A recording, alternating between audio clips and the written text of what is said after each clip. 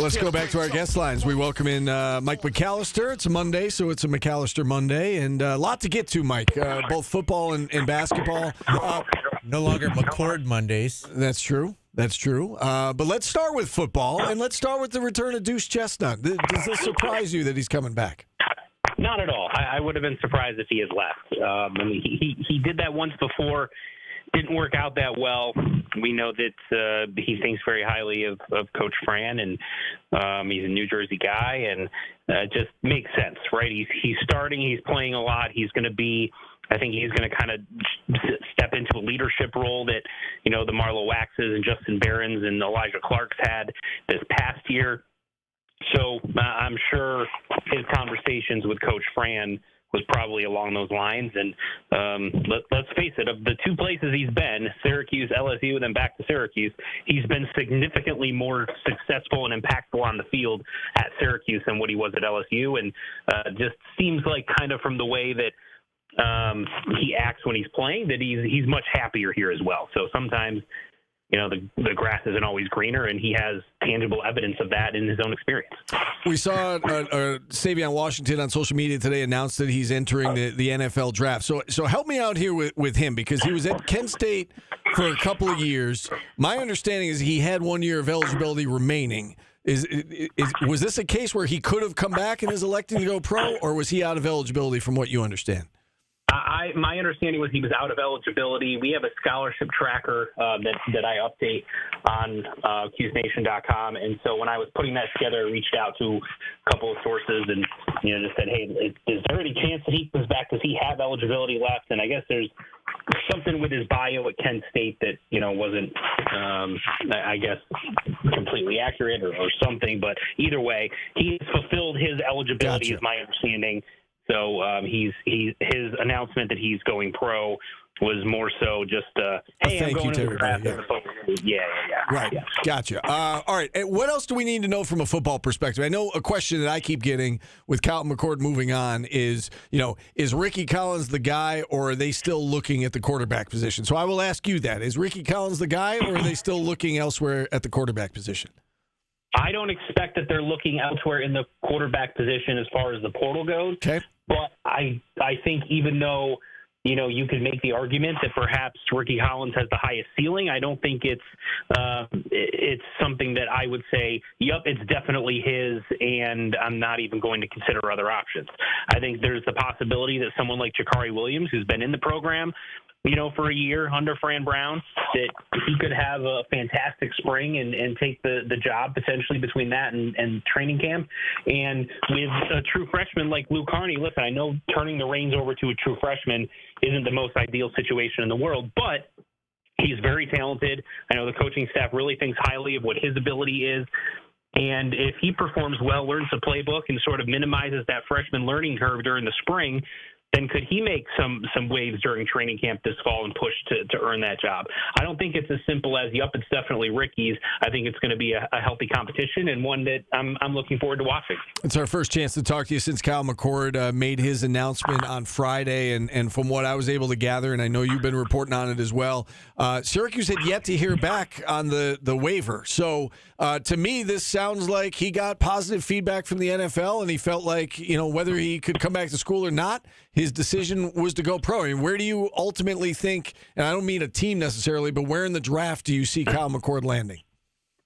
I think it's entirely possible that he could go as high as the third round. I mean, he strikes me as one of these guys that, you know, you go through the draft process and the interviews and whatever that could come across as very impressive as a leader, as someone who's knowledgeable with his IQ and things like that. And I think also with the fact that he's battled adversity with what he went through at Ohio State. Now, basically, he was cast aside by them and sort of vilified by the fan base because he lost one game.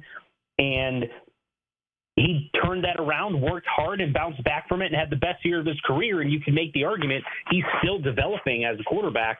And so he hasn't reached his ceiling yet. And despite that, he was, you know, in the discussion for being the best quarterback in the country this past season.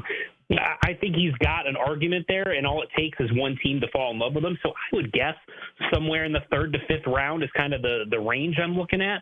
But wouldn't surprise me if, someone fell in love with him because of some of those intangibles and took him in the third round. That said, I'll just make one more comment on this. The fact that it takes the NCAA as long as it does to make these decisions is ridiculous. Yeah. I mean, it should not. If you make the initial decision that you're denying the waiver and then Syracuse appeals it, how much more new information can there be that it takes this long, weeks and weeks and weeks, before you actually make a final decision? Like, they just continue to hold players and programs hostage with the way that they handle these things and how long it takes them to make decisions. Do you think he was going to get it? I've gone back and forth. My initial gut reaction when I heard kind of all the rumblings and everything else was no, simply because with the NCAA, unless there's some new information, an appeal of their initial decision is heard by the people that made the initial decision, and so they're not going to say, oh, yeah, you know what, I did make a bad decision a couple weeks ago. That's generally not going to happen, and the NCAA doesn't like to admit fault on basically anything. But where I thought they had a case was the fact that they're considering this fifth-year rule. And since that's been brought up as a discussion and they've considered it, that if they argued, listen, you're already considering giving players a fifth year. If you don't give me a fifth year and then a couple months later say we're now going to give people a fifth year, I can sue you for loss of NIL revenue that I would have had I been given this opportunity. And I don't think the NCAA wants to deal with lawsuits because every time they do, they lose. So that's kind of where I thought that maybe there was some hope that it would ultimately be granted. But I still lean towards probably not. Yeah. All right. Let's switch to basketball. And, lo and behold, this team's won 2 games in a row. And I know it's just Georgia Tech and BC. But what have they found, other than JJ's back and he's a really good basketball player, what have they found that has led to a couple of wins in a row here? Well, I think JJ is the biggest thing, but also, at least in the game against Boston College, they took much better care of the basketball, and that certainly helps. That helps in a couple of ways. It makes your offense more efficient, but then also prevents the other team from having a lot of transition and easy basket opportunities. And I know that Coach Autry has said, harped on their transition defense a lot of times this season. The best way to not have to worry about your transition defense is to not put yourself in position to have to defend the opponent's transition.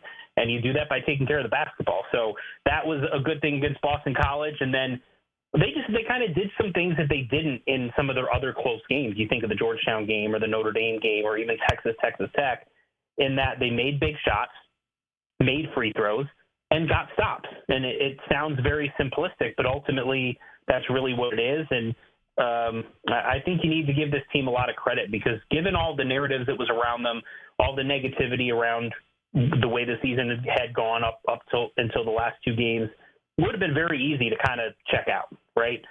And they haven't done that. And I think that tells you something about the coaching staff. As much as people want to get on the coaching staff for the way the season has gone, I think you need to give them credit for continuing to fight, continuing to try things, and for the team continuing to go out there and play with pride and get a couple of wins. Because like I said, the easy solution would have been to check out and just have things completely unravel and then, kind of is what it is at that point. As we're talking here, one of our loyal listeners in the chat says, if Syracuse wins tomorrow, can fans start to get excited? And I kind of had that question on my mind as well. Like it was just BC and just Georgia Tech. Louisville's a good team, though. Louisville's one of the better teams in the ACC. If Syracuse were to win tomorrow, what would that kind of mean for the season, for the fan base, for this team? How important is this game? I think it's important because, listen, a lot of the fan base, I think there's at least a portion of it that is checked out to some extent. I know I have friends that don't make it appointment viewing to make sure they're watching the Syracuse basketball game anymore, and that's unfortunate. But you win a game like this, you've now won 3 in a row, and you've beaten one of the upper echelon teams in the conference. I think that changes because it takes away this narrative of, well, they're just beating bad teams. They're not really very good. They might not even make the ACC tournament. Those kind of narratives go to, well, maybe this team actually has something here. And now you start to look back on the games against Georgetown and Notre Dame and Wake Forest that they didn't have JJ, that were really close down to the wire games. It feels like if they had JJ for those games, they might have 3 more wins. and instead of sitting at 8-8, they're sitting at 11-5. Then you beat Louisville, you're sitting at 12-5. I think that completely changes what people think about this team. So I think it's extremely important. I don't know that means that there's going to be a turnaround towards the NCAA tournament or anything like that, but it can certainly at least make you feel like the team is going to be respectable, and maybe it'll get some more people going back to the Dome for the rest of the year. I'm glad you brought that up because I got a lot of pushback when I said that Syracuse, in my mind, absolutely beats Georgetown and Notre Dame at the very least, maybe Wake, but those two in particular, if JJ's out there, and I got a lot of pushback for saying that, but I don't think there's any doubt in my mind that if he plays, None in mind. There's at least 2 extra wins. Paulie, go ahead. Guys, if they beat Louisville and then Notre Dame, that makes that Clemson game like a legitimate big game for Syracuse. Right? Sure. Like everybody's written this team off, but you win the next 2 games, you're okay. You're not in great position, but you're okay.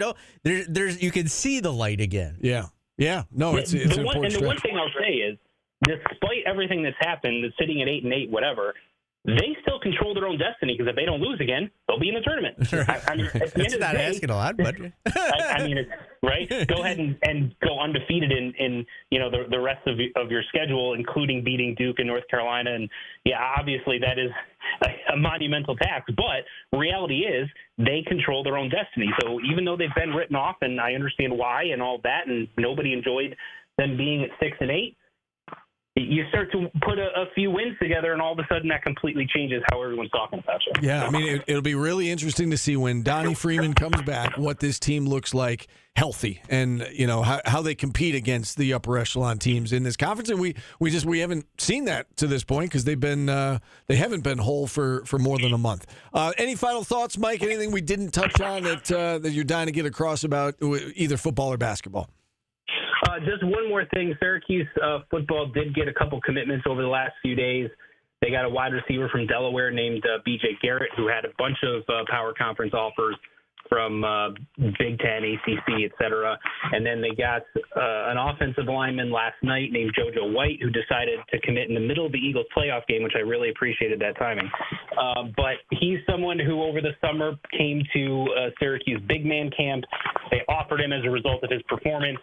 And he's committed now before, he kind of goes through this offseason where I think the expectation is he would get a bunch more power conference offers. So Syracuse already with 6 commitments in the class of 2026 is tied for 7th most in the nation, and they're off to a good start in that recruiting class. Currently ranked 18th in the country for their 2026 recruiting class. Not too shabby. Mike, great stuff as always. Appreciate you coming on. Enjoy the rest of your week. Thanks, guys. Appreciate it. All right. Mike McAllister, our guest on the show. Steve, I said going into this year, I was sick of bubble talk. I would do anything. I would do anything. Now you're dying for bubble talk. Yeah. Come on, let's go. Yeah, well, win a few more games in a row, and we might at least be able to talk about that again. I think right now it's completely off the table. But it is. But you got I'm looking at this schedule. I'm like, you're talking yourself into it. Yeah, I'm like, you beat Louisville and Notre Dame. You got a quad 1 on the road, then Pittsburgh's good. Beat them. Let's go. We're on keep the winning bubble. games. Yeah. Just keep winning games. It's easy. Yeah. Just win the next one. And that's why I was talking with some family over the weekend. We were talking about this team, and I was like, listen, that all they can do is just win the next game on their schedule. And I know it was just Georgia Tech and BC, but you got to start somewhere. And it's clearly at least Kyle Cuff's mentality on this team that they're going to make the postseason because he said, we got to make the postseason, so we got to win these games. Loved his attitude, by the way. Yeah. I know we both said that, but, man, he seems like a team-first guy. All right, phone lines open the rest of the way now, 315-437-7644. That's right, Steve. I don't know how we're doing it, but it's a Monday. It is Monday. It is a Monday. I don't know why do I always have struggle? It's a subscriber Monday. There you go. It's a manic Monday. Horticulture. Yes, it's a manic Monday. $25 gift card and tickets to the Louisville game could be yours if you subscribe to Q Sports Talk at qsportstalk.com. They put you in a randomizer and draw a name, and you get a $25 gift card that you have to go to the Coach Autry show and watch the show, have a nice bowl of pasta, pork chops, Marcella, Coach Boeheim's favorite. Coach Autry likes the he liked the pork sausage. chops or the chicken? Pork chops. Oh, I thought it was chicken, Marcella. Come on, no. No. Okay. Come on. Fake news. That's how rumors get started, Steve. I didn't know pork chop marsala was a thing. Oh, it's delicious. You don't come out here with your blasphemy and lie about Coach. Coach Boeheim's probably going to call in now and be like, if you want to know what I eat, you ask me. You don't just make it up. I'd never heard that before. I get it now because it's good. Okay. Coach Autry likes the sausage and lentil soup. Okay. If you want to know what ACC coaches eat, you just call me, and I'll help you out. You don't make stuff up on the air. But it's a Subscriber Monday. We'll give you a chance to try either one of those beautiful plates at Carrabba's. All right. Next on ESPN Radio Syracuse at QSportsTalk.com.